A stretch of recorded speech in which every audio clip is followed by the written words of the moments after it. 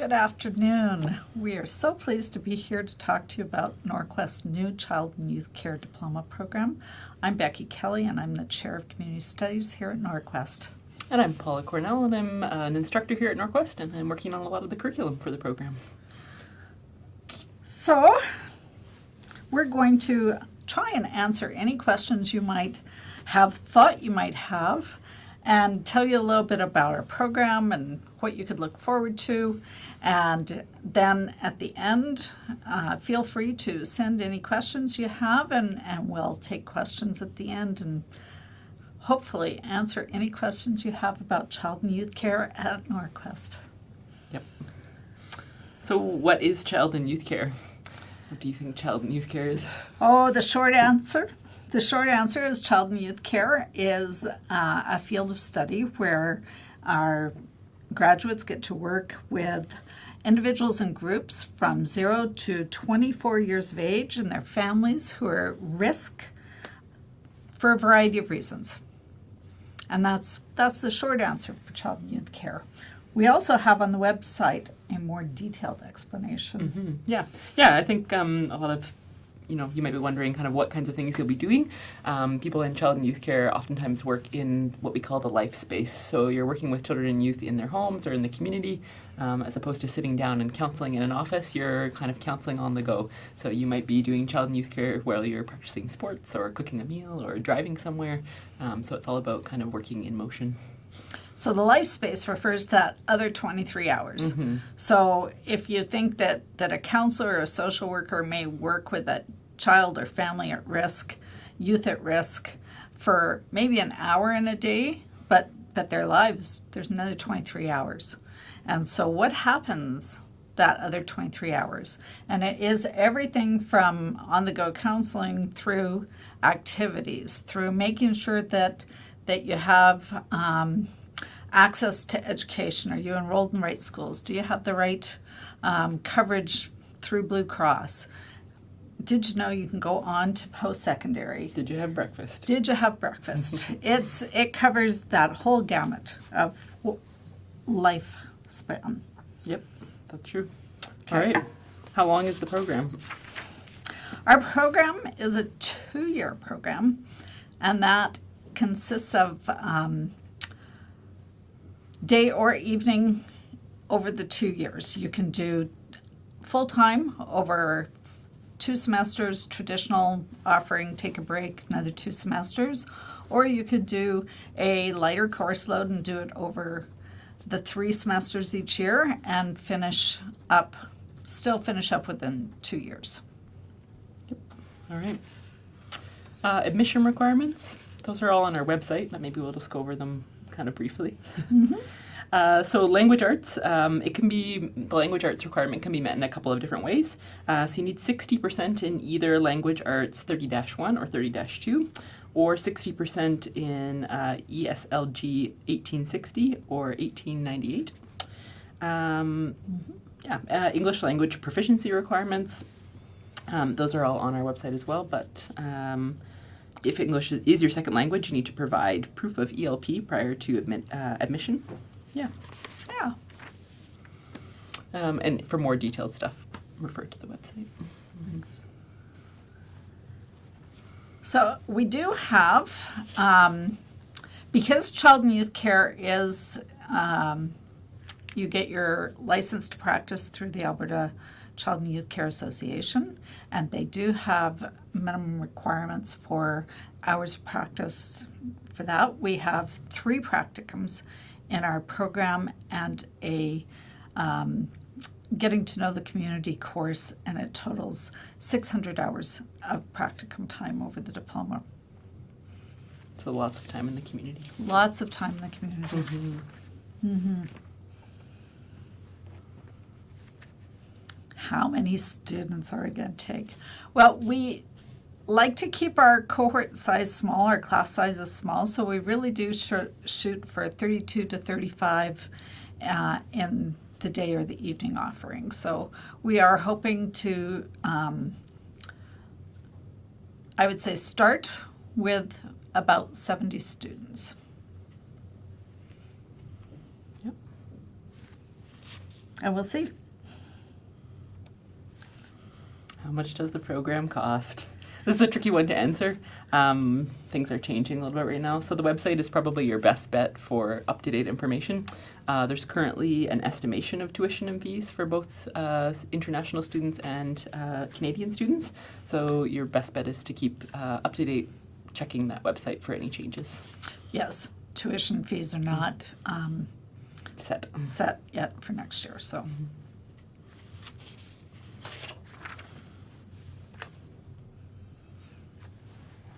So I think one of the things that separate Norquest from MacEwan are that there are many people who'd be interested in going into a child and youth care program, but MacEwan has moved to a, I've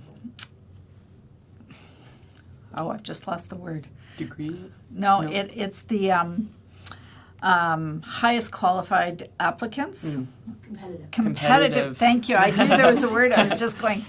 What is it? The competitive entry. And so the competitive entry has meant that there are many students who would be really good in the field or interested in coming into the field and would qualify to get into a Norquest program but not make it into and meet the admission requirements at MacEwan, but not be able to get the competitive entry mark that comes in. We have worked quite closely with MacEwan and included them in our planning, and because we wanted to be very careful to ensure that our graduates would be able to ladder into their degree program. And so there are differences. The institutions are different. MacEwan as a university has more of the arts and sciences requirements in addition to child and youth care courses. And at Norquest, we have some, we don't call them arts and sciences, we have some basic communication courses that students do. So the difference really comes into some of those arts and sciences courses that are included in the program at MacEwan. Name changes.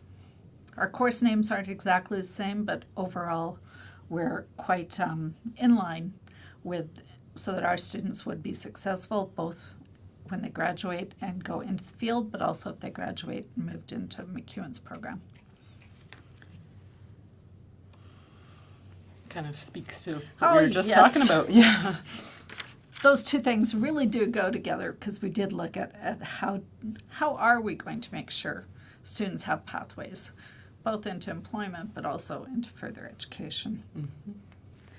We also have been talking with Athabasca University about moving into their, they have a couple of degree options that would be applicable for this program, and MacEwan's Bachelor of Human Services Administration. So there will be options for our students. Licensing or registration tests.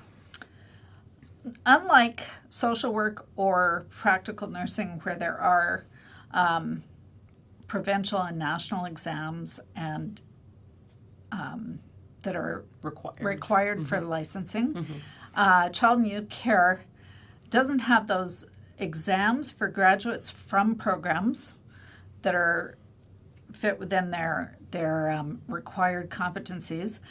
But you do have to register. In order to be able to practice as child and youth care, you'll have to register through the Alberta Child and Youth Care Association.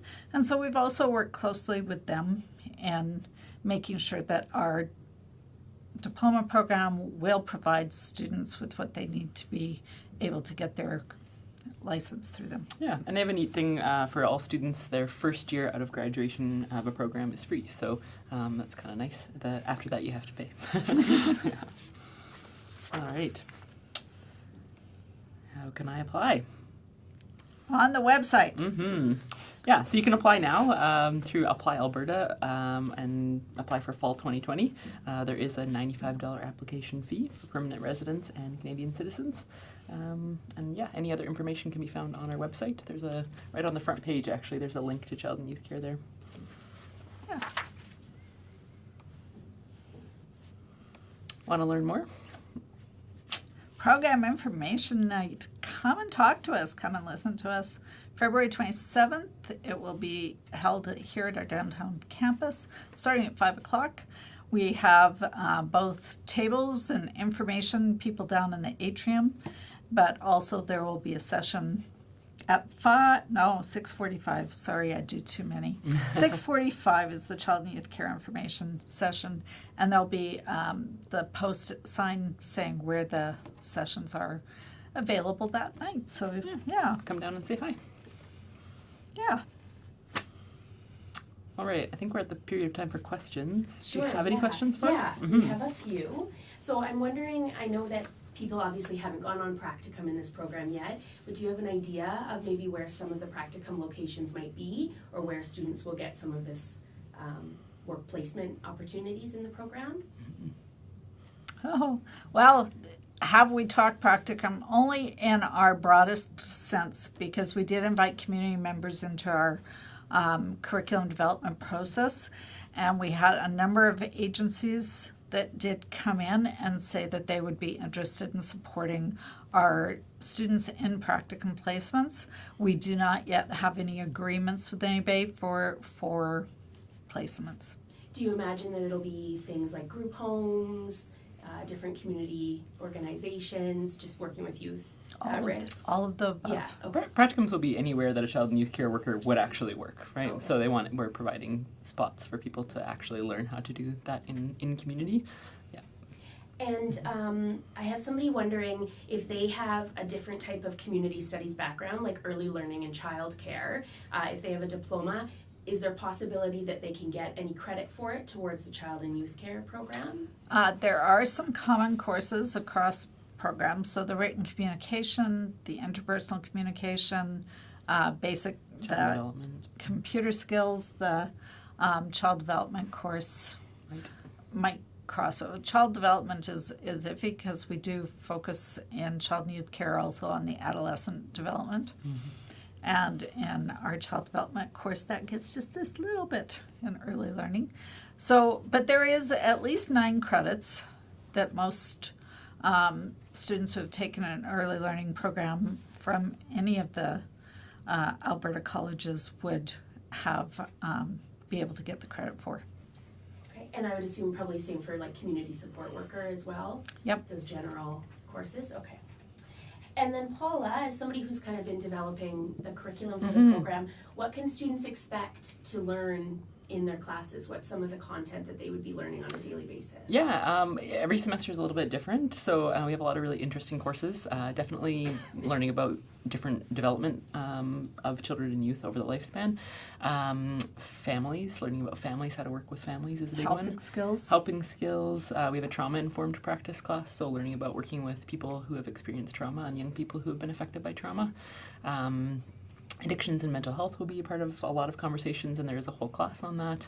A lot of child and youth care workers plan activities, and so we'll be talking about how to plan intentional activities that provide a therapeutic benefit to children and youth. So lots of And interesting engage things. them, because if you don't find the fun and the engagement, the therapeutic benefits don't work go very far. Yes. Yeah. So, Awesome. And if somebody's considering a field and wants to become a child and youth care worker, is there anything that you think they should, any skills that they should have or anything that they should be aware of prior to entering into the field? Yeah, absolutely. I think one of the things you need to really, really always think about is, do you like people? Especially kids. Because when you're coming into child and youth care, you're not going to be working alone. If you are the person who likes to put your headphones on and sit in a corner and watch things, this isn't going to be a place where you're going to feel comfortable, because you have to be engaging and aware at all times.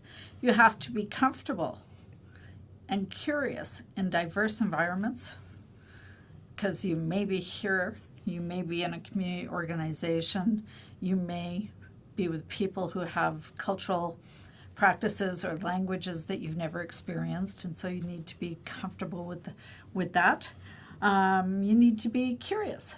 Be willing to ask questions, because that's how you're going to engage and get to know people.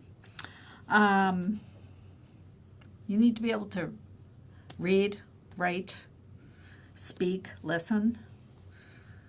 And then if you start thinking in that planning piece, you have to get organized, because when you're taking a diploma program and you have 5 classes, and those 5 classes will all have assignments, and you have to be able to map out and plan, okay, I have these assignments due this time in different courses. How am I going to manage my time? What do I need to be doing this week in order to be successful then? You really do need to come to classes, because while you can do readings and get your friends to tell you what you missed if you're not there, there is a lot that happens in the classroom space and environment that you're going to miss out on if you choose not to be there. Make sure that you're active and fit, because you're going to be on the go. You're going to be moving a lot. You'll be up, you'll be down. When you're out working with children and youth, you need to be able to Keep up. Keep up. Yep. And I'd say just overall, believe in yourself. If you like being with people and you want to help people, then you will develop skills you need to do that. I would also add, interested in self-reflection. I think a lot of human services work is a lot about personal reflection and reflecting on who you are as a person and how who you are as a person shows up in the workplace. And so lots of reflecting. Yep. Mm-hmm. And we have one other question, somebody inquiring if they had any kind of like criminal record, whether it's a misdemeanor or a major charge.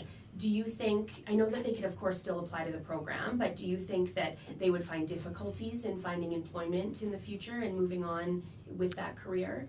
So criminal record checks, if you have a conviction, the answer is it depends. So, and there are 2 things it depends on. Type of conviction. So if you have a conviction for assault, sexual assault, those, even with time, are going to impede your ability to get a practicum placement or work in the field. If you had a driving under the influence 20 years ago, it probably won't impact. And it is a case by case, and often practicum site or employer by employer decision. Wonderful. Okay, well, we do not have any other questions, so I think that's it. Well, thank you. Mm-hmm. I hope you feel you learned something. Yeah, and just as well on the slide behind there is contact information. So if anyone does have any further questions or would like to discuss further, both Becky and Jillian can be contacted by email.